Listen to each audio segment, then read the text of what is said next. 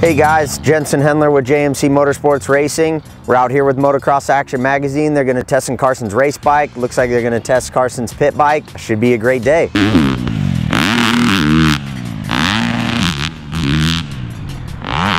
Okay, so on Carson's race bike, he likes to run the ODI bar, the podium bar with the crossbar. It's got good flex. Carson runs extra triple clamps, 22 mil offset. We run WP suspension, all done in-house by Tanner Harding. W does our wheels. We actually use an OEM spoke out of the Rockstar model. We had really good luck with that. DID Dirt Star STX rim, Talon ultralight hub. Carson runs brake components, 280 millimeter bat fly, Husqvarna accessory adjustable hole shot device. So the engines are all done in-house at JMC, actually by me. A lot of people don't know that, but yeah, all our engine development stuff, everything's assembled and done all in-house there in Washington State. Carson likes a lot of snap, a lot of bottom, but he also likes a little bit of over rev. He actually runs a 42 millimeter throttle body, a little bit different air boot, a little bit longer velocity stack style so that it's got better bottom. We use Recluse clutch components. They've been phenomenal for us. We use their torque drive system. We also use the Recluse slave cylinder for the clutch with the OEM Magura master cylinder. We also use ARC levers, ODI grips. One thing that's specific for Carson is he likes an extremely quick throttle turn. He runs the biggest cam we can possibly find. It's from 0 to wide open and in no wrist movement. So that's one thing specific for Carson. His shock setting's pretty stiff. His suspension overall is pretty stiff. He likes a really stiff shock. We use production linkage as of now. We've tested some stuff with Mark over at REP with really good results. The other guys use it. Carson wants a lot of hold up, so stick with the production linkage with him. In the controls area also, we're using a foot peg actually made it in Connecticut by a company called X Pro.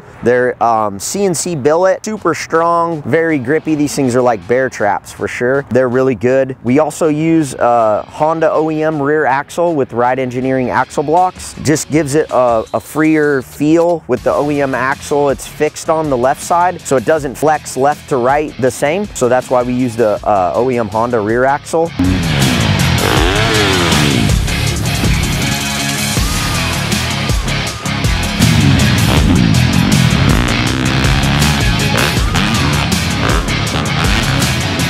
Carson actually runs a pretty tall gearing setup. He runs a 1453, which is what some guys would actually use outdoors, but with this engine package having so much torque and front side grunt that it'll actually pull that gearing and it's better on the start for sure. All our exhaust system stuff's by Yoshimura. It's been a phenomenal upgrade to our program, without a doubt better than anything we tested. There was no question about what we were gonna run as far as exhaust systems this year. They've been phenomenal. Tons of support. Big E over there and Tim, they're just incredible people. They take care of us for sure. They're actually working on a new system that we're helping them develop. You'll see it very shortly, more based on the RS12. We use Dt1 Air Filters, specific Supercross style single layer filter. We drill holes in the side panels, both sides, to get as much air in there as we can. Guts Racing, obviously, custom seat covers for us. They're as grippy as you could possibly imagine. They'll pull your pants down if you're not careful. Spec Dunlop front tire with a production 120 rear, MX33. So we run Vortex ECUs. I program them, do all the mapping stuff. I've got a lot of friends in the industry that help me out a little bit on that stuff. I'm not gonna tell you that I'm a genius at it. That's not my forte for sure. So I get a lot of help. Josh Pitts helps me a lot. Nobody can do this by themselves for sure. Engine development stuff is key. We use Wasner brand pistons. They're all done in Germany to my spec, and they've been a significant increase in development over the past year, and we continue to develop. I've got another batch of pistons coming in another week that will be better than our previous design. So we're always working on it. On the engine side, that's kind of my thing, so you can never stop working for sure on that. Also, we use Liquid Moly lubricants. All the engine oils, chain lubes, all that stuff is from Liquid Moly. We've had really good luck with engine stuff with the Liquid Moly. All our graphics are done by Cody Brislin at Dynamic Designs. Uses a really really good material. His design works awesome. Not only do we use the Dt1 Air Filter, Supercross spec filter, single layer, but we also use a air filter cage out of a production two-stroke model, TC125 or TC250. Has no screen, better flow, seems to help throttle response. It's something, you know, anyone could buy. They're fairly inexpensive, and it's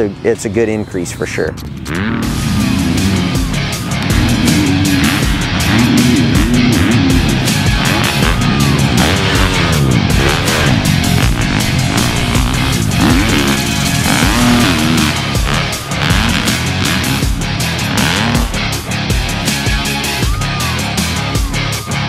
Hey guys, Josh Mosiman here.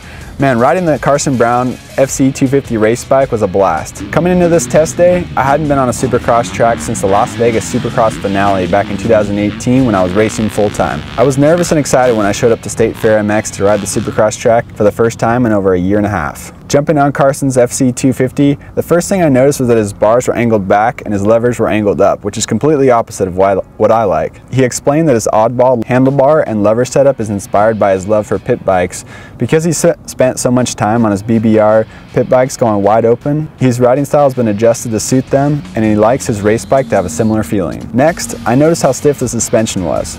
Yes, it's Supercross suspension, but even this was stiffer than most. Jensen Hendler, team manager and engine builder at JMC Motorsports, wasn't kidding when he said Carson likes his suspension stiff. I could barely compress it while sitting in the pits, but I did appreciate it once out on the track. Carson and I were close enough in weight that we didn't need to adjust the sag, we just left it right where it was at 103. Once riding, I quickly noticed the sheer torque and power that the bike had on the bottom end. This thing was powerful. I took it easy and found my rhythm slowly. The first time I jumped the big triple, I came up about 3 feet short. I was pretty scared, but I was also thankful for Carson's ultra stiff suspension. While I was getting my bearings back on the tight and technical track, I defaulted to a smooth and low revving riding style that my little brother, Michael Mosiman, is known for. When I pulled off, the guys talked to me about how I needed to rev the bike and get going faster. And I was like, calm down guys, it's my first day on Supercross in 2 years. I was actually riding a gear higher than Carson around the whole track, and we were shocked that the bike was able to do that. Carson was riding the track in 2nd gear, except for the whoops, he was using 4th, and he was hammering the throttle aggressively, while I was riding the track in 3rd gear and using the clutch to modulate the power. Everyone was impressed that the bike could pull 3rd gear, especially me. The only way 3rd gear on the 250 could work on a Supercross track was because of its extremely strong bottom end. Jensen Hendler did such a great job creating bottom end power that they actually had to gear the bike with a 14:52 ratio to smoothen out the torque and get some more top end power out of it for the starts. It's obvious that Carson likes to ride on the rev limiter, and when I asked him about his style, he confirmed it. In his words, he said that with his background of riding 125 two-strokes and pit bikes, he is comfortable riding higher in the RPMs than most riders, and he likes to stab the throttle and have the bike respond immediately. He's happy about the bottom end that his bikes have for 2020, and he gave credit to Jensen for improving it significantly over their engines in 2019. For me, I usually ride lower in the RPMs until I get comfortable, and as my confidence grows, my revs get higher. After watching Carson spin more laps, I did my best to adapt to his riding style and stay in 2nd gear. I could do it, but with the quick turn throttle tube that they added to help with Carson's limited range of motion in his wrist and the hard-hitting bottom end, it was definitely a challenge for me to ride in that zone. I really enjoyed my time riding Carson Brown's JMC Husqvarna race bike. When I stopped racing full time and began working at MXA, I didn't really have any plans to race Supercross again. The tracks at the races are no jokes, and it would take months of dedicated preparation for me to be willing to line up in a stadium again. But I never wrote off the idea of getting on a Supercross practice track again. It's much more relaxed and fun to ride on a practice track than it is a racetrack when you're inside of a huge stadium. You can take your time to get comfortable, and there aren't any of those pesky tough blocks that take you down every time you step out of line. I also really enjoyed learning about all that Jensen and the JMC team have done to build a bike that has been proven to score hole shots and top 10 finishes in 250 main events. Riding someone else's bike is fun because it helps me to grow as a test rider, and learning what other people like helps me figure out what I like. For a more in-depth review on Carson Brown's Husqvarna FC250 race bike, check out the full write-up in the May issue of Motocross Action magazine. And to stay up to date with the latest news, race results, reviews, bike tests, and more, check out motocrossactionmag.com. And wait, before you go, make sure to click the subscribe button on YouTube just to stay up to date with all of our latest videos.